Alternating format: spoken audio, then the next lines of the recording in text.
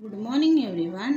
आजच्या व्हिडिओमध्ये आपण शिकणार आहोत इज एम आर कुठे यूज करायचं। जेव्हा आपण सेंटेन्स लिहितो तेव्हा इज एम आरचा यूज कसा होतो हे आपण सर्वप्रथम शिकणार आहोत। सर्वप्रथम तुमचं माझ्या चॅनलमध्ये फोनिक मराठी या चॅनलला तुमचं स्वागत आहे। इथे काही मी छोटे छोटे नोट्स लिहिल्या आहे। मीन्स केव्हा कुठला आपल्याला यूज करायचा आहे। Am for I. जेव्हा जेव्हा आपण आयला बोलतो तेव्हा त्याच्यासोबत काय येते, एम येते। इज केव्हा येते, is for a singular noun or pronoun. जेव्हा जेव्हा सिंग्युलर नाउन येते, सिंग्युलर नाउन म्हणजे कोण, ही शी इट, किंवा नाव आपण एखाद्याचं जेव्हा नाव घेतो तेव्हा काय येते, इज येते। मीन्स नाव मीन्स जसं रीता, सीमा, सीमा इज, रीता इज असं। प्रोनाउन तर तेव्हा तेव्हा कशाचा यूज होणार, इजचा यूज होणार। आणि आरचा केव्हा यूज होणार, जेव्हा यू आणि प्लुरल नाउन मीन्स एकापेक्षा जास्त means Sita and Meena are, काय होणार, सीता अँड मीना आर, त्याला काय म्हणतात, प्लुरल नाउन किंवा प्रोनाउन। प्रोनाउन तर तुम्हाला माहीतच असेल, जे नामाच्या ऐवजी यूज केल्या जाते त्याला काय म्हणतात, प्रोनाउन। नामाच्या ऐवजी जे यूज केल्या जाते त्याला काय म्हणतात, प्रोनाउन। लाईक आपण हिम, हिज, हर हे जे यूज करतो त्याला काय म्हणतात, प्रोनाउन। तर आजच्या आपण एक छोटेसे काही एक्झाम्पल घेणार आहोत, त्यामध्ये आपण बघूया। तर complete the sentence with is am are. Is am आरची हेल्प घेऊन आता आपल्याला सेंटेन्स कंप्लीट करायचे आहे।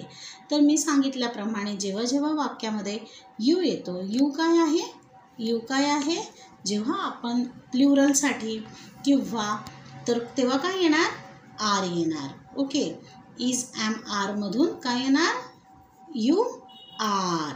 ओके, तर आपण इथे काय लिहिणार, आर।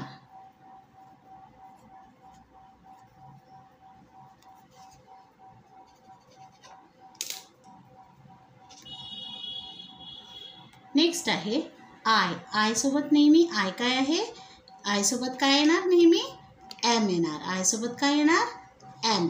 आय जेव्हा जेव्हा लिहू आपण तेव्हा आयच्या सोबत काय येणार, एम येणार। नेक्स्ट आहे those eggs. Those means plural झालं, दोज मीन्स प्लुरल झालं। दीज, दोज हे काय झालं, प्लुरल म्हणजे एकापेक्षा जास्त। तर दोज एग्ज जेव्हा येणार तेव्हा आपण काय लिहू, are, those eggs are. Next आहे दीज ॲपल्स। दीज ॲपल्स म्हणजे खूप सारे ॲपल्स। दीज ॲपल्स काय येणार, are, these apples R.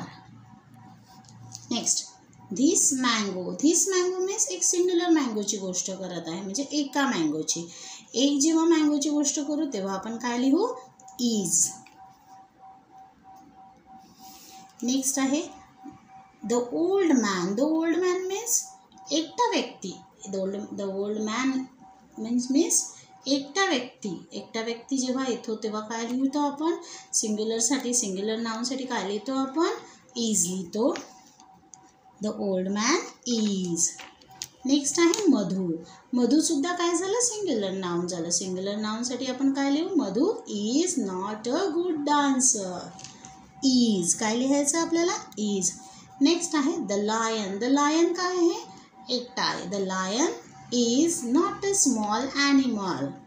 Okay, जर इथे लायन्स असतं, लायन्स म्हणजे खूप सारे, तर काय लिहिलं असतं आपण, इथे आर लिहिलं असतं। देन मधू अँड रीमा असं असतं, मीन्स दोघांचा उल्लेख जर झाला असता, प्लुरल नाउनचा जेव्हा उल्लेख झाला असता तर आपण इथे काय लिहिलं असतं, आर लिहिलं असतं। सिंग्युलर नाउनचा जेव्हा जेव्हा उल्लेख होतो तेव्हा तेव्हा आपण काय लिहू, इज लिहू। आणि जेव्हा आयचा उल्लेख येतो तेव्हा आयच्या सोबत नेहमी काय असतं, एम असतं। तर अशा प्रकारे आज ही छोटीशी आपण वर्कशीट करून घेतलेली आहे। जर तुम्हाला वर्कशीट आवडली असेल तर प्लीज व्हिडिओला लाईक करा, सबस्क्राईब करा आणि शेअर करा। बेल आयकॉन दिलेलं आहे ते सुद्धा दाबा, जेणेकरून तुम्हाला जेव्हा जेव्हा व्हिडिओ मी अपलोड करेल तेव्हा तेव्हा सर्वप्रथम तुम्हाला व्हिडिओ येईल। तर प्लीज व्हिडिओ आवडला असेल तर like, subscribe and share to Phonic Marathi या चॅनलला. फोनिक मराठी या चॅनलला प्लीज सबस्क्राईब करा. थँक्यू.